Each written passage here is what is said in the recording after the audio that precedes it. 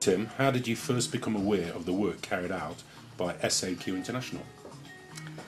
I first became aware of the work done by SAQ International when I was actually at my little boy's christening, and my cousin, who works for the Armed Forces, who's a rugby coach, informed me about these great training principles which he'd been introduced to by the Armed Forces.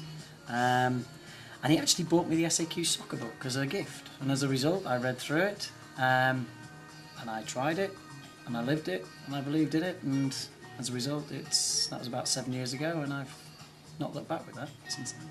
And why did you decide to use SAQ in the Emirates?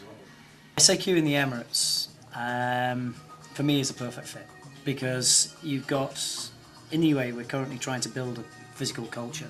At the top end, which is the end where Sharjah Football Club is, we have a professional game. But further down, at the base of the pyramid,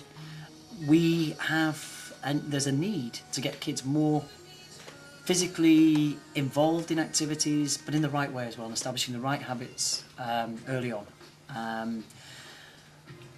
My belief is that SAQ offers this route. I've seen it, and I trust in it as well. And I think the focus on foundational motor development, particularly, is a major solution to many of the problems we're facing as a professional football club, but also educationally, and also from a health perspective as well. Kids are not exercising enough, and it's a great way of introducing them to sports, a variety of sports, in a fun environment, which I think they'll take into their lives. So that's the basic reason. I think SAQ, the fact that it's a multi-layered approach, we can use it with our first team, we can use it with our junior teams as a club, but we can get into the schools, we can get into the communities with it.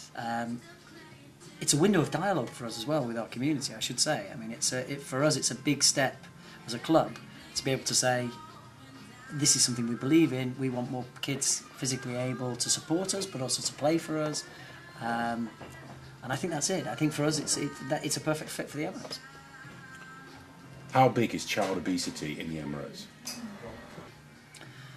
Child obesity crisis is big. The type 2 diabetes problem, which it results in, and hypertension, is on a global scale, really. Type 2 diabetes now is the second highest, I think, in the world, behind, I think, Bahrain. It's very, very high. Basically, if you go into a room and ask Emiratis if they know of anybody who's got type 2 diabetes, they will all raise their hands. It will either be an uncle. In worst case scenarios, it could be a brother, it's happening to youngsters as well. There's generally a shortage of data, although there is a lot more being compiled at present. All of it points to the fact that we are sitting on a major problem, which is linked to poor eating habits, child obesity, and exercise. How much of an impact have the theories and principles installed by SAQ had with Sharjah Football Club? Have you seen tangible results? Yeah, I think I'd better split it into two areas. As a club, the Educator programme that we began last November was a major stepping stone for us. It was a case of opening the eyes of our coaches to new techniques, different techniques. It was very, very well received by everybody in the club. It was exciting, it created a buzz. I think a lot of the coaches felt that they were being empowered through the new knowledge. Prior to SAQ coming in, we had a number of coaches who couldn't even really warm up a team properly. They're now confident about doing that. Not only are they confident about warming up the team, they're also confident about doing a session which will focus on the physical aspects of the game. So that's a major step from a club perspective. From a more personal perspective, I'm heavily involved in the community programmes. We've been running family days, and the family days have been a great success over the past year. SAQ has been a core component of that, particularly for the 5 to 7 year olds that we deal with. The kids have loved it. I've seen major developments. My little boy is one of the kids who turns up, and he's got great arms, which I'm sure all at SAQ are very proud of, his arm action. But I mean, the movement and the fact that they really enjoy moving, is the big thing. You can see the kids are really motivated. They come back and they're excited. It's the highlight of their week. The parents come back and they say the kids have been looking forward to it all week. So that's a personal angle, and Another community angle that we have is actually with the local Emirati community, with the 18-year-old boys, 18, 19-year-olds. And we ran a 17-week curricular programme, which was based on the SAQ continuum. We basically ran through 2 full MESA cycles with them, and it was a massive success.